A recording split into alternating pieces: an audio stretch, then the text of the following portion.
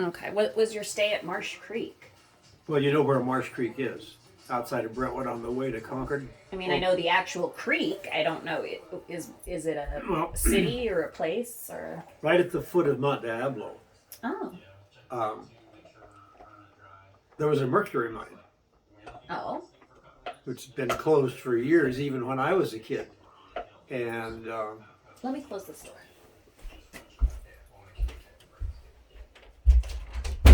Sorry. Continue. And Lay down, Wolfie. at the foot down where the creek flowed and the road went, because that was that twisty road, Oh. Mm-hmm. Marsh Creek Road. Yeah, I know Marsh Creek Road. There was a camp facility run by the county health department,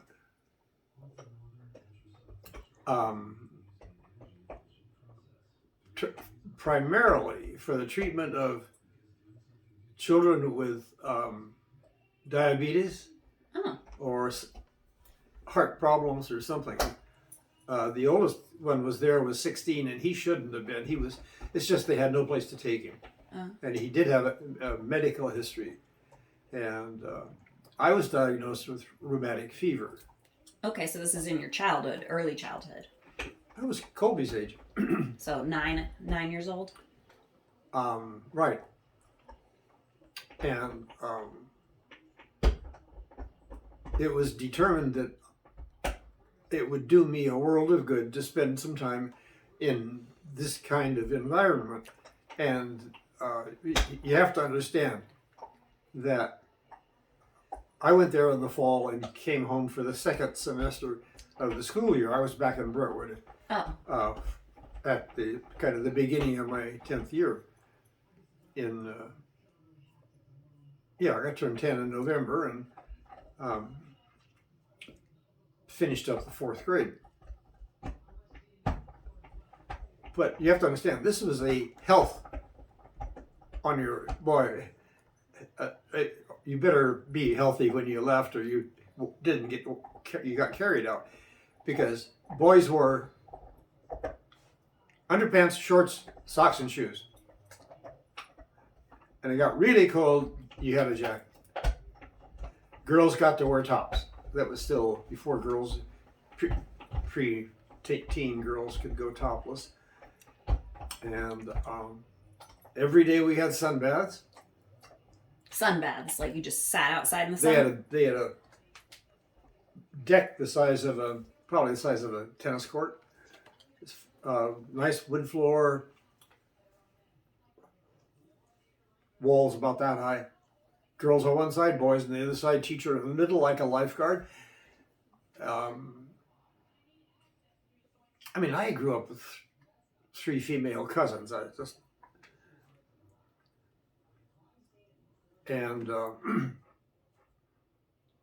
So they would go in and take off their tops and lie in the sun. Oh. There. And we ate, actually, aside from powdered eggs, which are not, as eggs, the food was not bad. And it was,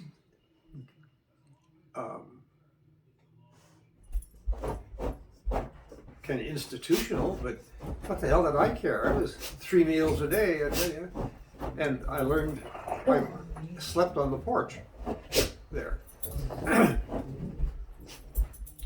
How long were the sun baths? How long did you spend each day doing the sun bath? When you started, 10 on the side. Oh, okay. And then longer as you were there. Settle down. Sunshine was good for you. Sunshine camp. And what other activities did you do for? Oh, we went to school. Okay.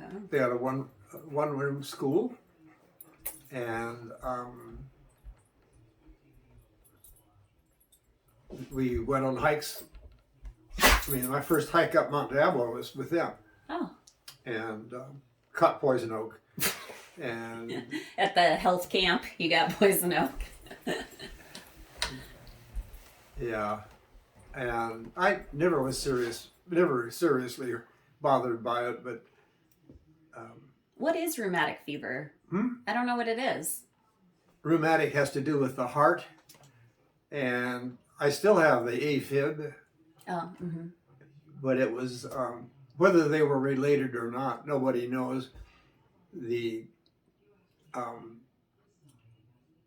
cardiologist I see when they see people downtown is seems to think I did not have it. It was a misdiagnosis, Oh, and it was, but it was helpful outdoor exercise. Go to school. Get plenty of food, lots of veggies, and try to. And every week, get your blood tested.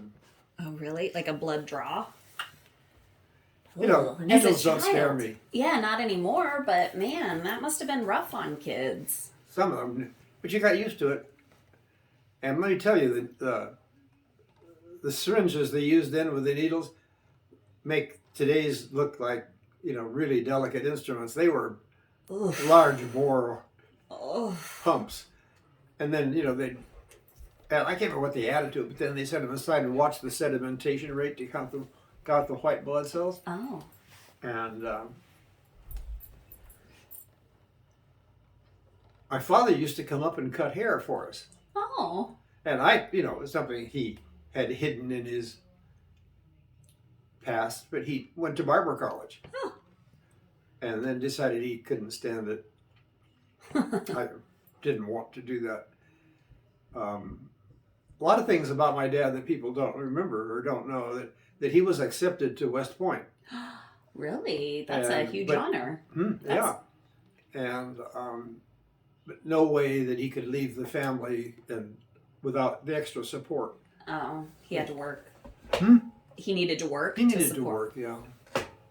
What else don't we know about him? Oh, you know that he was worked as a forester.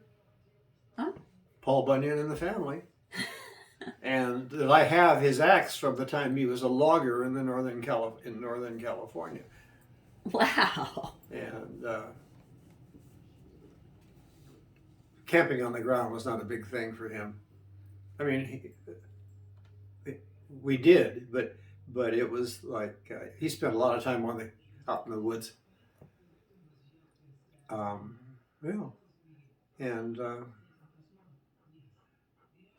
he felt that that was probably had a negative effect on my life, all my life. 6 months ripped out of my family, parked with a bunch of strangers. At 8, what would Colby do? Oh, his little heart would break. He'd miss his mama. So anyway, it was. Oh, and I got my first dog as a result. Oh, yeah. Because we made friends, the family made friends with some of the people who on the staff, and about 6 months after I'd been there, the county decided that really they couldn't afford to keep operating the facility for so few people, and it was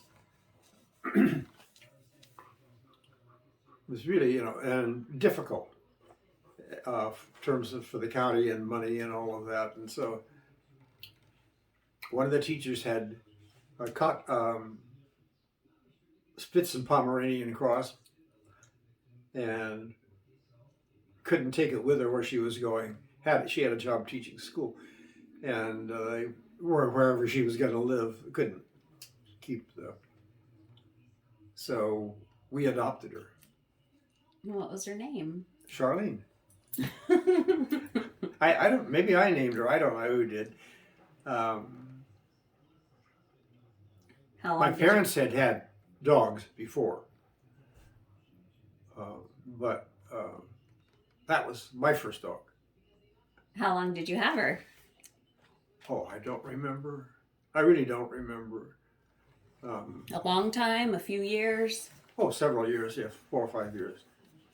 What do you remember about her? 15 pounds fluffy and white.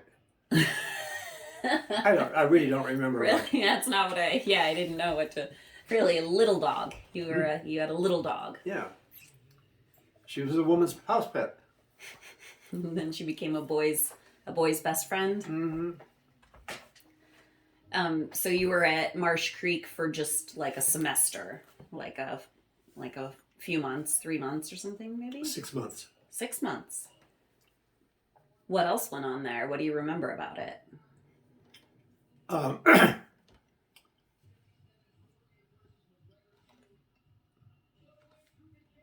don't remember. Not much went on, you know, school, running around, exercise. Why did they think that that was something you? I mean, you had rheumatoid fever, and that was the cure. That was the therapy. That was the rehab. That was the therapy prescribed at the time, you know. Is to go to a camp where you'll get exercise, Fresh air, and and isolation. To keep you away from the other kids. Is it contagious? I thought it was congenital. Well, I don't know. I really don't know because I never followed it up. But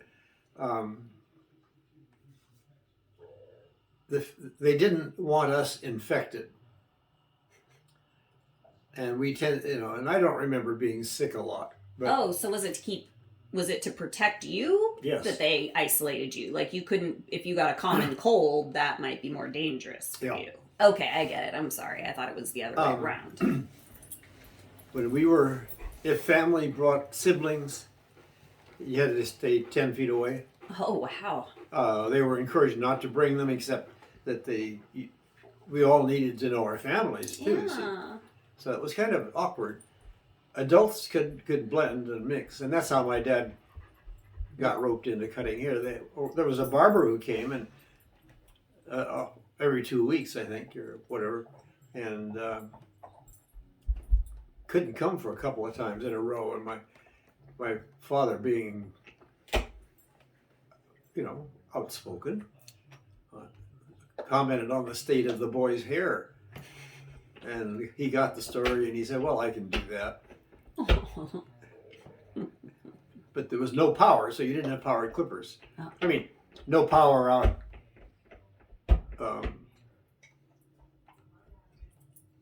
So he used, you know, hand clippers. Oh, wow. So you didn't get just a standard military high and tight. You got an actual haircut. Not quite, but it was pretty. It was high and tight, kind of, yeah. And I mean, it was not a. It would have gotten by on a commercial shop. I mean, but for some reason that he decided he didn't like that idea. And I came home and I went into Mr. Burwell's 4th grade class.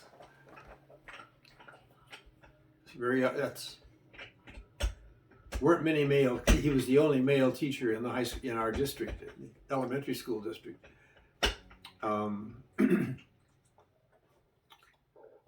Was macho in many ways, and very strange because elementary school was a woman's domain, really, and probably my favorite teacher, one who had the greatest effect on me, was my 8th grade teacher at what became Edna Hill, was Brentwood Elementary. And what was that teacher's name? It was Mr. Burrell who was. No, that was Edna Hill. The teacher who had the most impact on you was Edna Hill. Most impressive, yeah. What made her special? Well, first of all, she was like everybody's grandmother. She had already been widowed, I think, by that time, and never married again. Her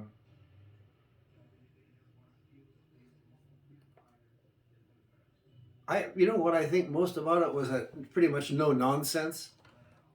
You're here to learn. I'm here to teach you what you need to know to get along in the world. And you know, aside from basic arithmetic, and didn't get anywhere near the math you do today in elementary school.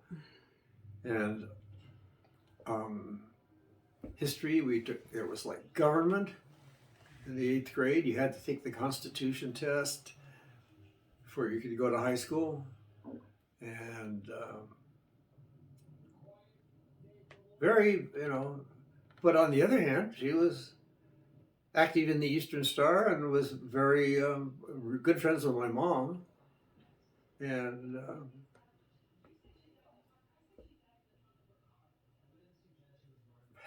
had a lot to do with socializing me after a couple of years.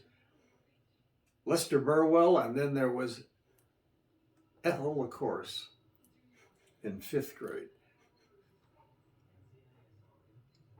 Ethel LaCourse was around for a long time too. And to give you a clue how long some of these people were there, I'd come through there, and they were there before the war started. And so they were there all through this patch. When I came back and I graduated from Liberty, or when I'd gone to Cal, Bill Bristow in my class was superintendent, or was teaching there, and then he became superintendent. So, you know, it's like me going back to Liberty and having several of my co-workers been my teachers, which actually happened, was the case. Jack Farrell, yeah.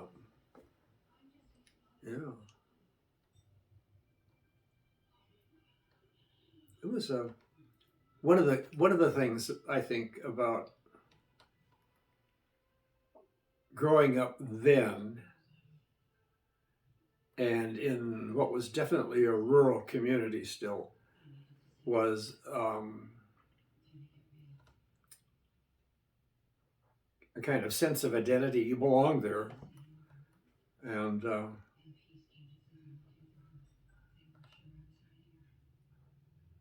it wasn't strange for people to come back and come home. Yeah, there was no stigma to moving back home. No, I mean, it was where you belonged. And you could make a living. And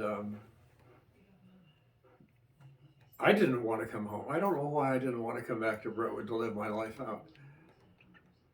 Guess what happened? But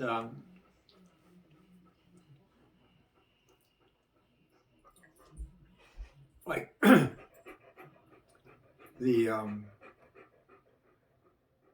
well, even until I was in high school, it was a volunteer fire department. The siren went off, and all the volunteer firemen put their tools down and ran for the firehouse. And did you do that? Were you a volunteer? No, I was not. And by the time I was teaching there, it was we were just too big for that anymore. Mm-hmm. But one of the guys was a teacher, and the siren would go off, and he'd say, "Okay, guys, do the next 5 pages," and whoosh, out the window. And B.J. Callahan was the principal, and it all kind of went with the territory, you know. And did the kids actually do the next 5 pages? Did the kids actually listen and do the next 5 pages? They were pretty good about it. And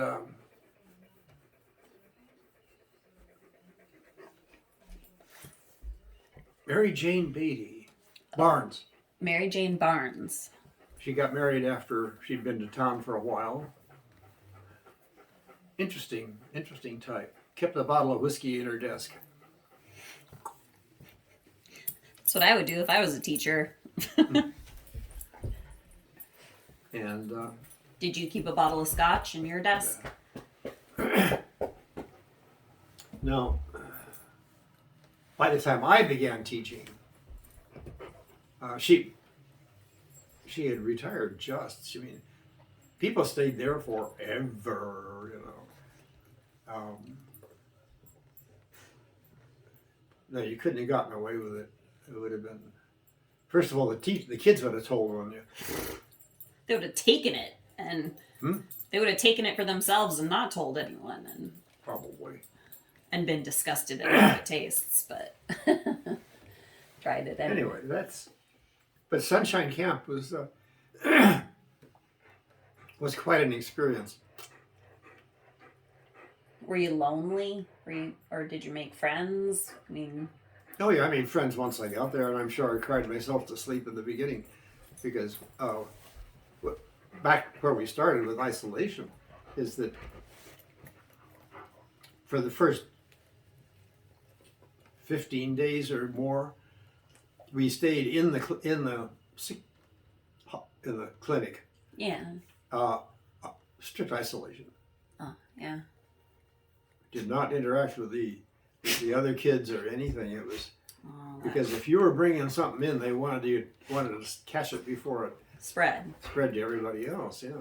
Oh, how sad though. Did they even at the time, was there even concern about like the mental well-being of a child, or was that just psychologically? Yeah. Was there any concern about like the impact that would have on just taking a kid away from their family and then forcing them to be alone for 15 days? I figured that the option were to leave the kid with the family and continue with whatever disease they had. So it was better than that. It was better than in some cases, you know, it's better to take them away and isolate them and try to give them security and whatever, and rather than have them die. Yeah, I guess if that's your choices. And that was the time, and that was pretty much the way people felt. I mean, I guess it's kind of relevant to the current quarantine, or the quarantine of the past year and a half. It's going to be traumatic, and it's going to be painful and difficult. But if we want to live, this is what we have to do. Yeah, I don't know how the staff handled it. That was because they were all very empathetic and understanding, and